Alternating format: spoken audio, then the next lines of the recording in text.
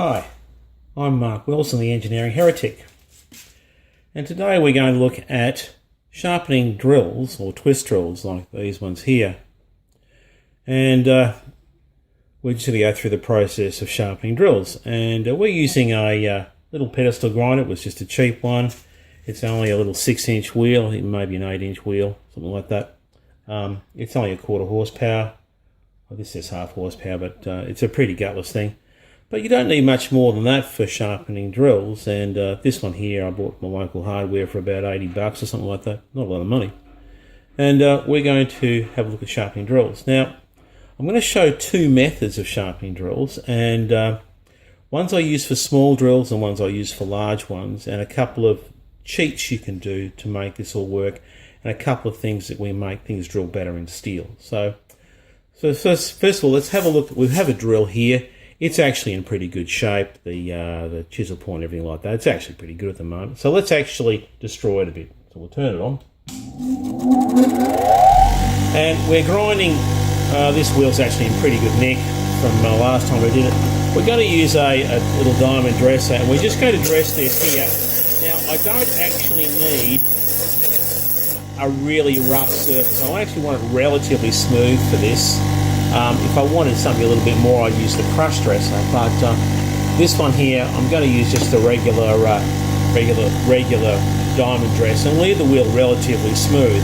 What you can do, if you want a slightly rougher wheel, is just give it a bit of a rough time with a diamond and actually make it a little bit rougher that way. And that does exactly the same thing as some of the crush dressers do.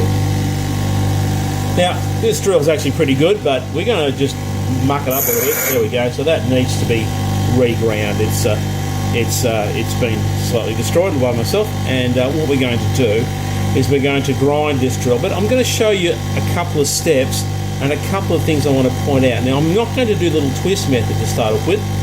I'm just going to use the regular grind. Now, I'm going to hold this. Oddly enough, this is much easier for a right-handed person to do as it is for a left-handed person, but as a left-handed friend of mine found out. So what we're going to do is we're going to just grind the angles on the drill, and I'll point out what the issues are and how to get around them. So what we want to do is have that little edge horizontal, and this in my hand with my left hand down here, holding this here, and all I'm going to do is just grind one side in there like that, and you see the spark hitting the edge.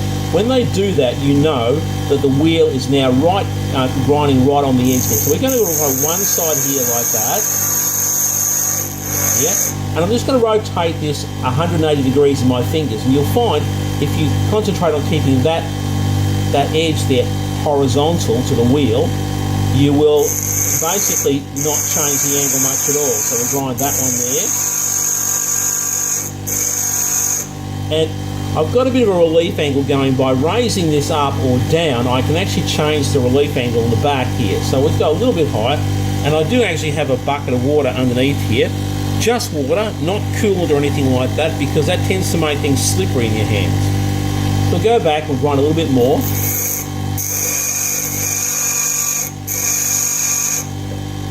And this side as well. Just rotating 180 degrees in your fingers. That side there, and that side there. And if you keep the angle the same, just twiddle it in your fingers with 180 degrees, get that horizontal again like that, and go in the same angle and everything, you'll find that it'll become quite even when you're doing this. Alright, so now I've done that original preliminary grind. We'll just cool that off a little bit. And let's have a look at this edge, and I'll get a little pointer.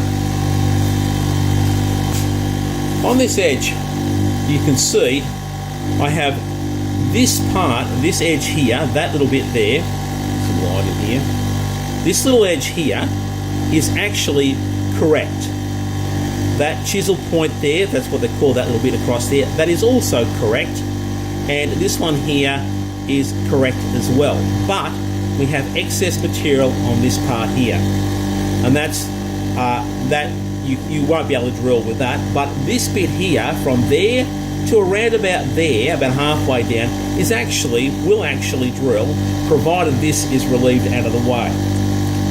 So what you can do is you can actually, a rather simple way of doing this, you can actually raise the wheel, raise it up further and grind that little bit off here. And you can see here, I'm grinding that. You can see that little edge there I'm taking off. I'm grinding that back here. And I'll just turn it around 180 degrees. 180 degrees and do exactly the same thing. And I'm raising this up a little bit higher. So now what you can see is I've relieved this little edge here. I've relieved that back corner there. And this is actually now correct or reasonably close. And that will drill no problem at all.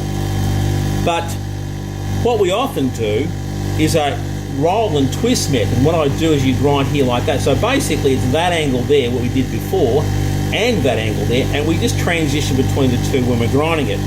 Now, that is actually correct as it is, and that will drill no problem at all. But the normal way we do it with larger drills is just the twist method. You grind a little bit there, and you just raise it up a little bit, and just a little bit down that way when we're doing it, we'll actually achieve that double angle there that you see on drills.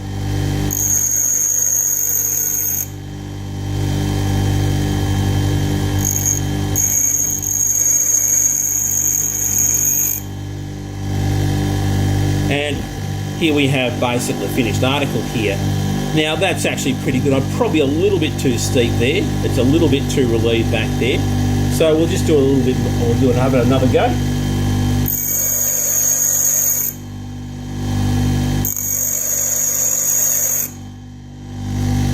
Okay, there we go. I think that's about right. Okay. Now I'm starting with this is a 9mm drill, and you want something, if you're practicing on something, you want a larger drill. An 8 or a 9mm drill is a good start. Don't do it with the smaller ones because it tends to, you have to be a lot finer, and you're better off learning the action basically on a larger drill. So let's do it the two ways again. We're going to go just the angle with no roll. Flip over 180 degrees in your hand, getting that front edge horizontal again, grinding again. And this time we're going to the double angle, and you should see that facet come up around about to the start of that chisel point thing that you see there. So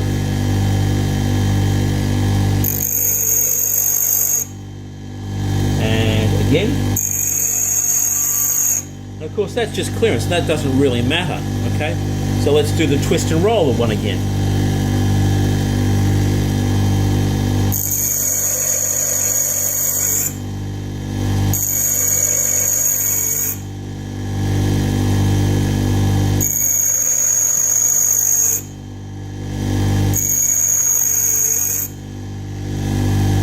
And there we have pretty much a professionally typed sharpened drill, all by hand, and it's quite even. The chisel point's nice and square, and everything looks pretty good, and that will machine no problem at all.